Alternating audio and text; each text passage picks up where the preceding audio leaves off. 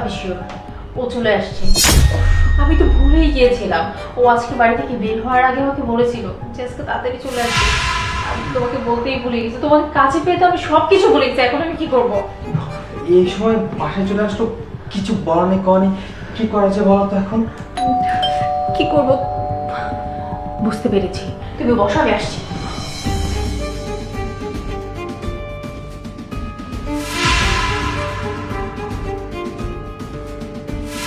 এটা কি? এটা কি বুঝো না? এটা বোরকা, তাদের পরে নাও। আমি বোরকা পরবো? হ্যাঁ, এটা ছাড়া আর উপায় কোথায়? আচ্ছা ঠিক আছে। কি করছো? তাদের পরো। শোনো, বোরখাটা পরার পর একদম চুপ থাকবে, একটা কথাও বলবে না। আমি কিছু একটা বলে ম্যানেজ করে নেব। ধরো, এটা তুমি তাদের পরে নাও। হ্যাঁ, আসছি। হ্যাঁ, দরজা খুলছি। কি ব্যাপার, এতক্ষণ সময় লাগলো কেন দরজা খুলতে? উনি কে? উনি উনি উনি হচ্ছে আমার ছোট খালা। কি বললে? তোমার ছোট খালা বাড়ি এসছে, অথচ তুমি আমাকে কিছু জানাওনি? খালা, খালা আসসালামু আলাইকুম।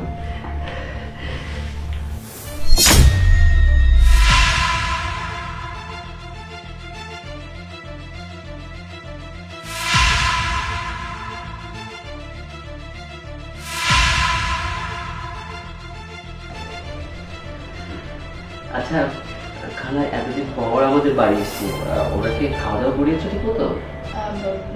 না না, ওনার খুব তাড়া আছে, উনি খাবে না, উনি চলে যাবে, ওনার একটু প্রবলেম হয়েছে তো।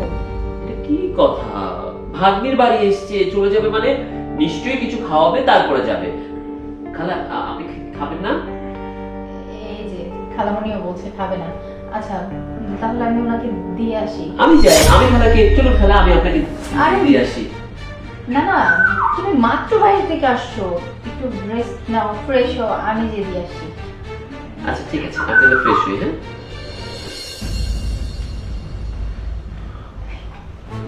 চলো।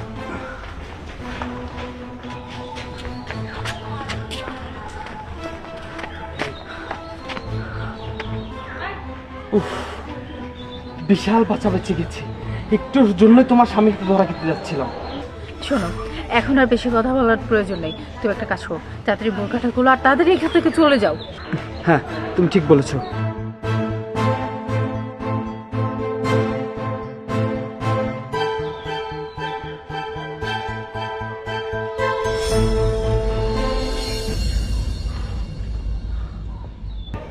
আচ্ছা শোনো, তুমি কিন্তু আমাকে ফোন দিবে না যতক্ষণ না আমি তোমাকে ফোন দেবো, বুঝতে পেরেছো? ঠিক আছে।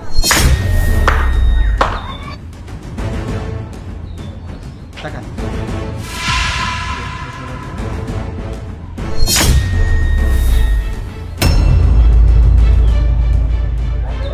খালা তাহলে শেষ পর্যন্ত খালু হয়ে গেল না? কি জবাব দিচ্ছ না কেন? বলো উনি কে, বলো। না মানে থাক, আর মিথ্যে কথা বলতে হবে না। ও যে কে সেটা আমি জানি। আমি কেন, আমার জায়গায় অন্য কেউ হলেও এক মুহূর্তে বলে দিতে পারতো ওকে। ছি, এই তোমার লজ্জা করে না? আমি তোমার হাজবেন্ড, আমার অবর্তমানে তুমি কিনা আরেকটা ছেলের সাথে পরকিয়া করছো, তাও বাড়িতে নিয়ে এসে। আমি তো তোমাকে অনেক বেশি বিশ্বাস করতাম, অনেক ট্রাস্ট করতাম।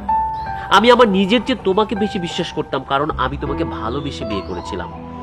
আর আজকে এই তোমাকে তো আমার খুব অচেনা মনে হচ্ছে। তুমি তো এমন ছিলে না। আমি তো তোমার কোনো কিছুর অভাবও রাখিনি যে তোমার বাইরের মানুষের কাছে যেতে হবে।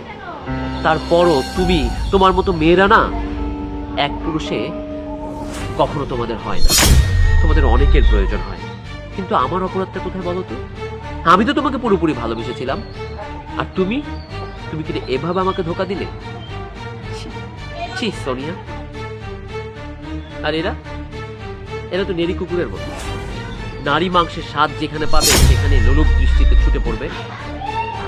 এই আজকে যদি একই ঘটনা তোর বা তোর পরিবারের কারোর সাথে ঘটতো, ছেড়ে দিতি? তাই আমিও সিদ্ধান্ত নিয়েছি তোমাকে আর আমি আমার বাসায় তুলবো না। Good bye.